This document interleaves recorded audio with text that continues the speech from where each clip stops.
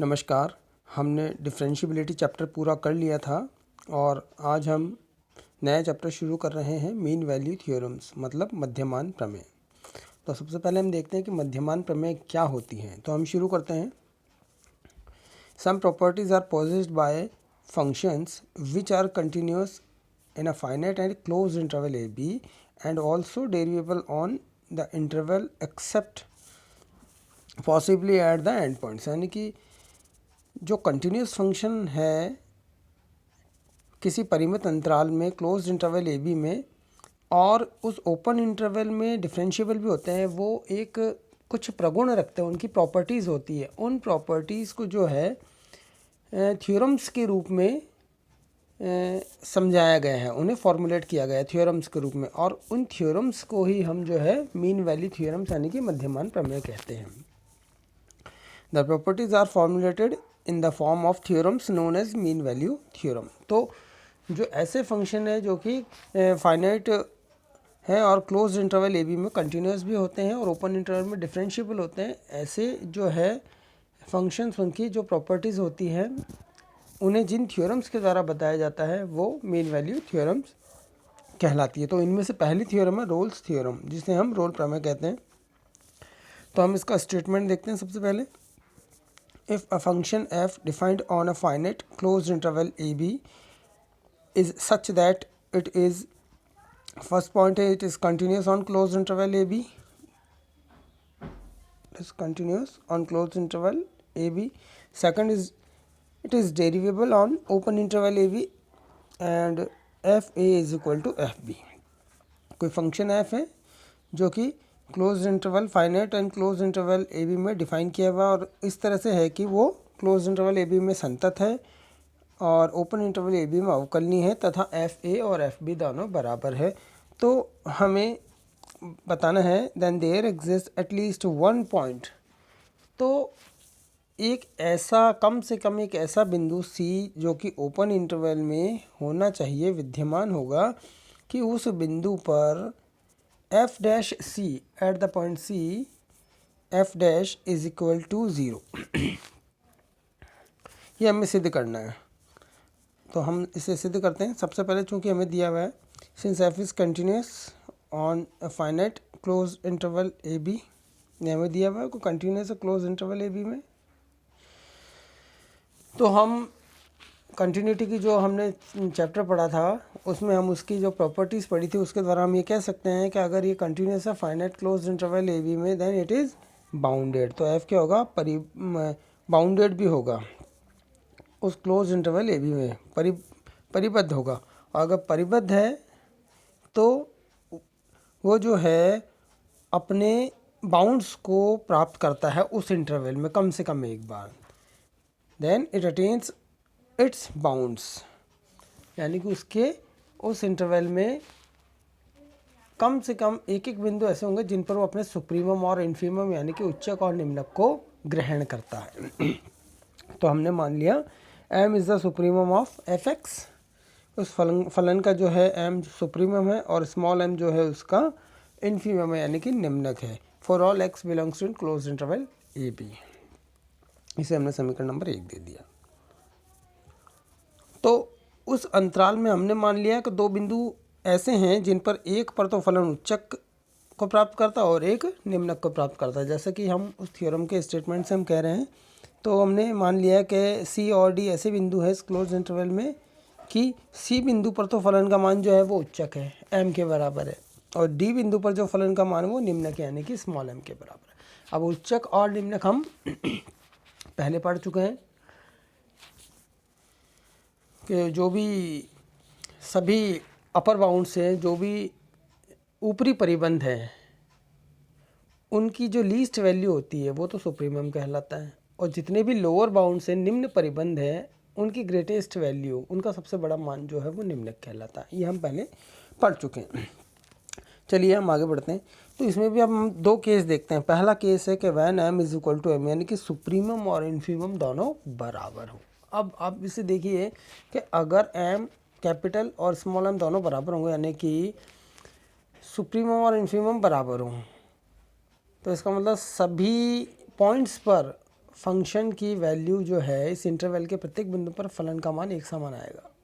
इसलिए हम क्या कह सकते हैं कि F X is equal to small M is equal to capital M for all X belongs to in close interval A B, यानी कि इस अंतराल के प्रत्येक बिंदु पर जो फलन का मान है वो एक समान आएगा। और चूंकि कैपिटल एम और स्मॉल एम बराबर है, इसका मतलब ये इनके बराबर होगा।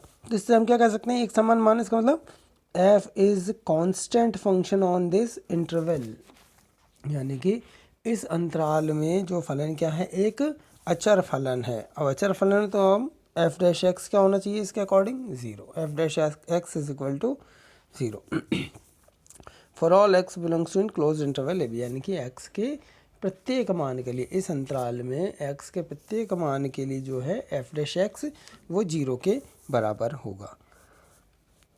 तो हम क्या कह सकते हैं, hence there exist C belongs to in open interval A B. इसका मतलब जब प्रत्येक बिंदु पर फलन का एफ डैश एक्स जो है वो ज़ीरो के बराबर होगा, इसका मतलब ओपन इंटरवल सी में सी ऐसा विद्यमान है कि F dash C is equal to zero. तो एक केस में तो हमने ये बता दिया। अब हम दूसरा केस लेंगे केस सेकंड हम लिखते हैं when capital M is not equal to small M, यानी कि सुप्रीमम और इन्फीमम दोनों बराबर नहीं है। अब दोनों बराबर नहीं है और हमें ये भी दिया हुआ है कि एफ ए और एफ बी दोनों बराबर है, एफ ए और एफ बी दोनों बराबर है। तो इसका मतलब जब सुप्रीमम और इन्फीमम दोनों बराबर नहीं है तो या तो कैपिटल एम या स्मॉल एम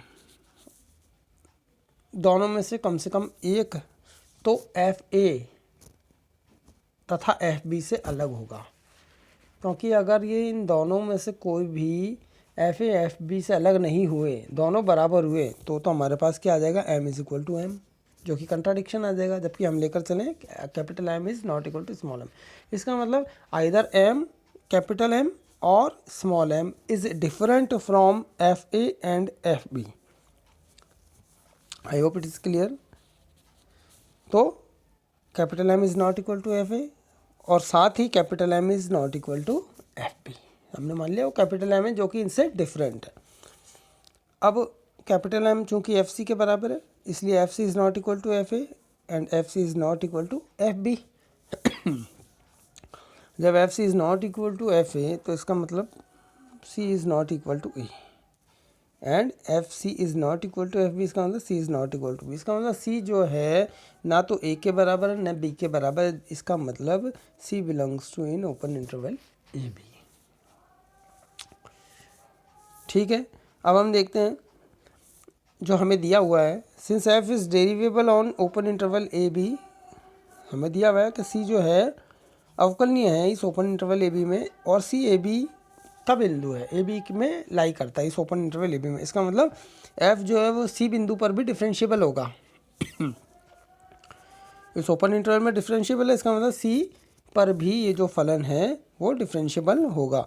अब हम देखते हैं कि जो राइट हैंड डेरिवेटिव है उसकी डेफिनेशन हम जानते ही होती है कि limit X tending to C plus zero F X minus F C upon X minus C, और लेफ्ट हैंड डेरिवेटिव जो है वो limit X tending to C minus zero F X minus F C upon X minus C. अब F is derivable at the point C, इसका मतलब right hand derivative और left hand derivative दोनों exist करेंगे और दोनों एफ डैश सी के बराबर भी होंगे। डिफरेंशिएबिलिटी की डेफिनेशन के अकॉर्डिंग हम कह सकते हैं F dash C is equal to right hand derivative at the point C is equal to left hand derivative at the point C. तो ये डेफिनेशन के अकॉर्डिंग हमने यहाँ तक इसे बता दिया। अब हमें दिया हुआ है since M is equal to F C, यानी कि सी बिंदु पर जो फलन का मान है वो एम के बराबर है, यानी कि वो सुप्रीमम है। इसका मतलब प्रत्येक x के लिए जो फलन का मान है एफ एक्स वो एफ सी से छोटा होगा या बराबर होगा। जो किसी बिंदु पर फंक्शन का मान सबसे बड़ा है वो सुप्रीमम के बराबर है, इसलिए F X is less than equal to F C for all X belongs to close interval A B.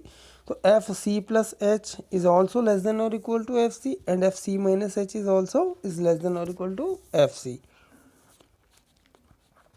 तो अब राइट हैंड डेरिवेटिव जो है हमारे पास जो हमने ऊपर लिया है वही हमने यहाँ लिखा, और इसमें हम क्या करते हैं, लिमिट एच, क्योंकि इसे हम इस तरह से भी लिख सकते हैं, limit right hand derivative is equal to X tendings to C plus zero F X minus F C upon X minus C. X is equal to हमने सी प्लस एच रखेंगे, तो हमारे पास यहाँ इसे हम इस तरह से लिख सकते हैं, limit H tendings to zero F of C plus H minus F C upon H. अब चूंकि ये हमें दिया हुआ है, अभी पीछे हमने देखा f C plus h is less than equal to F c, इससे हम कह सकते हैं f C plus H minus F C is less than equal to zero, इसलिए ये वाली टर्म जो है वो क्या होगी, less than equal to zero, यानी कि right hand derivative is less than equal to zero. अब दोबारा हम लेफ्ट हैंड डेरिवेटिव देखते हैं जो हमने लिखा था अभी वहाँ, इसमें हम क्या करते हैं, सी एक्स की जगह सी माइनस एच पुट करते हैं, तो ये आ जाता है हमारे पास। अब चूंकि एफ सी minus h minus F c ये हमने अभी यहाँ देखा is less than equal to zero है यहाँ से, तो यहाँ पर हमारे पास ये क्या हो जाएगी, ये वाली term is greater than equal to zero. अब राइट हैंड डेरिवेटिव है is greater less than equal to zero, left hand derivative is greater than equal to zero, तो both the derivatives are of opposite sign, दोनों अलग अलग चिन्ह के हैं, जबकि हमारे पास फंक्शन डिफरेंशिएबल है एट द पॉइंट सी। तो ये तीनों आपस में कब बराबर होंगे, right hand derivative, left hand derivative और एफ डैश सी कब बराबर होंगे, जबकि f dash C is equal to zero हो, ये तीनों आपस में बराबर हो, ये left hand derivative right hand derivative भी ज़ीरो के बराबर हो। ठीक है, तो इसलिए f dash c exist and f dash c plus zero and f dash c minus zero exist, और ये it is possible only if f dash c plus 0 is equal to f dash c minus 0 is equal to f dash c which is equal to 0। तो ये हमारे पास जो हमें prove करना था second case में भी वो आ गया। तो आज हमने रोल्स थ्योरम के बारे में पढ़ा और इससे आगे हम अगली कक्षा में पढ़ेंगे। तो आज के लिए इतना ही, धन्यवाद।